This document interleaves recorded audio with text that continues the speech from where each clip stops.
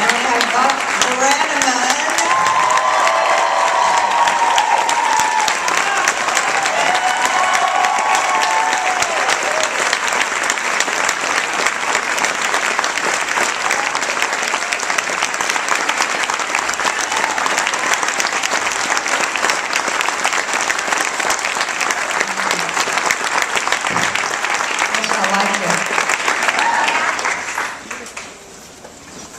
So we're so happy that you did come, and we're really happy that we were able to get Buck out of a clinic. He flew in, he got up at 1 o'clock in the morning to get a plane to get here, and he has to leave tomorrow. So we're really happy to have him, and our producer and my producer.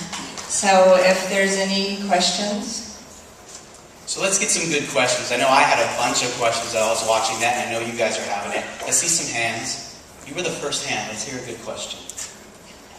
Two questions. One, how many hours of footage did you get? And the second question is, of all the footage that you cut to make the film, what was the one or two scenes that were the hardest to let go of? I'm going to go ahead and restate the question. He said, how many hours of footage did you need to film for this film, and what was the hardest piece to cut? It's a great question. We had 300 hours of footage. And the hardest 50 pieces we cut. There is so much good footage. I mean, I feel like I could have done 3 or 4 movies. There were heartbreaking things to cut, and we had several people's stories. Mary Wood, who you don't even see. Yeah, there was a lot of little scenes of Buck-isms. I call them Buck-isms, little words of wisdom. And, you know, we just had to keep trimming it down because they said it had to be an hour and a half. And I was like, really? Because we had 4. You know? Do you have anything else you can think of? I don't know, we were just talking about Rihanna and Nevada singing a song, which was great because we had to pretty much bribe them to do it. And it hurt to cut it out, but we were just talking about having it on the DVD extras. Let's see some. Your hand went up first.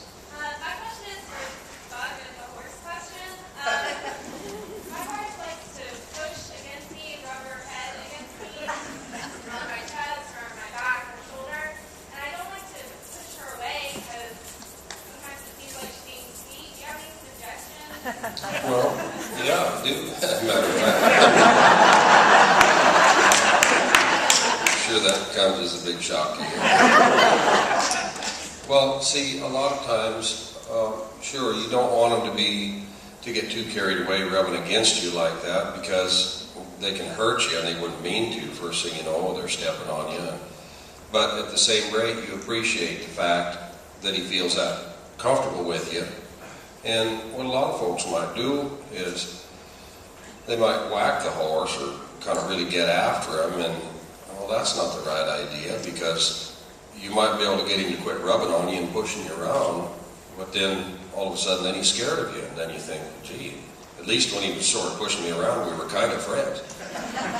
But what you might think of is you might rub him back, but when he's pushing on you, you might rub just a little further than what's actually comfortable, to where he kind of maybe draws back a little bit, thinking, well, gee, you're a little bit rough the way you're doing it. Like, you know, if you have someone to scratch your back and they get a little bit too carried away, and you're like, hey, ease up a little bit. So then when the horse kind of yields to you, and then he's real still, then you figure out a way to rub him in a way that feels real good to him.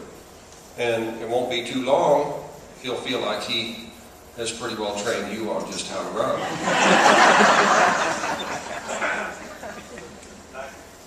I see in the back. Yes, sir. Yes. I was wondering about your brother, Smokey, and if he's still alive, and what y'all's relationship is, and how he's having to cope with what happened early in y'all's lifetime. Well, I knew someone would ask that, because every single screening so far someone has asked that. And the last one, when we were in Colombia, I think someone asked it, and I said that he was dead, but I'm kidding.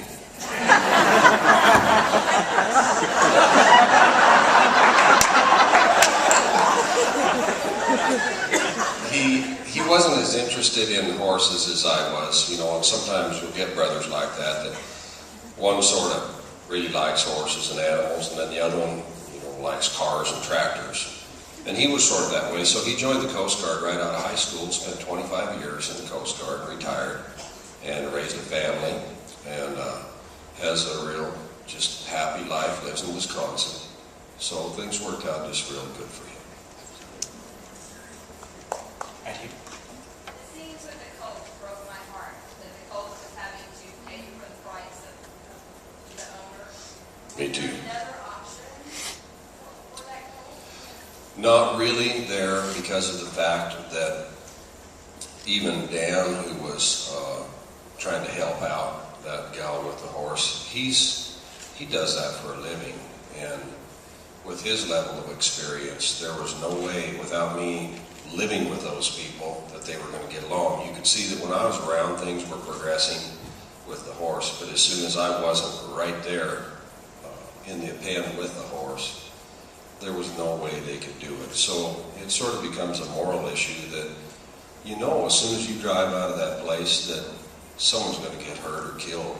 And the unfortunate thing is sometimes it's just bad luck. It might be a real innocent person. It might be a little kid like what's sitting right beside you. So no one was more sad about that horse than me.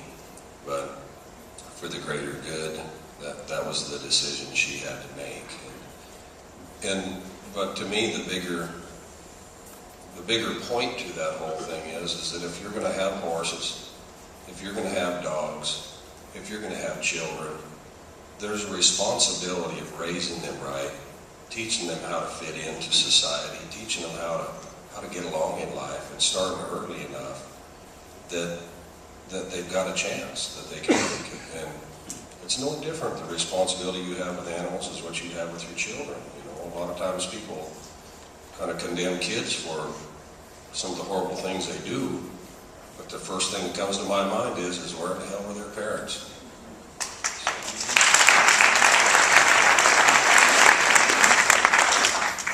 Question here? Yes? Yes, a knowledgeable horseman must tell me that the most important things for horses other than food is safety and play. I'd like your opinion about that and just what you think is the most important thing to them, because you made an interesting statement, you can't gripe them. And I'd like you to elucidate on that. Well, I'd say you're pretty well on track in that a horse being a prey animal, the most precious thing to a horse is being comfortable and safe. And that is going to be a lot better motivator to get a horse to respond to you than to think that you could just give him treats. Because what will happen is they'll sure take the treats. No different than if you tried to pay someone to be your friend. They'll stay there until you run out of money. But then you'll find out you run out of friends right after that. It kind of works the same with horses too. And so to try to bribe them with treats, they end up disrespectful, they end up taking advantage of you. The best thing in nature that you can kind of communicate to the horse is when he responds to you to give him some comfort, make him feel like he's not threatened by you, that he's among friends. Now, when you're dealing with training, say for example dogs, some people have some success through using food to bribe a dog. They're a predator. There's a difference. Yet most of the really great hands with dogs and stock dogs that I know, they follow the same philosophy as what I do with the horses. So I'd say you're pretty well on track. Question to you. Just to follow up the question about your brother, I felt since he's with us that he should have been in film. He was a little gap there. You know, I mean, he would just have a little reflection about their upbringing, about everything. You know. Right, and you and a lot of other people. You know, unfortunately, we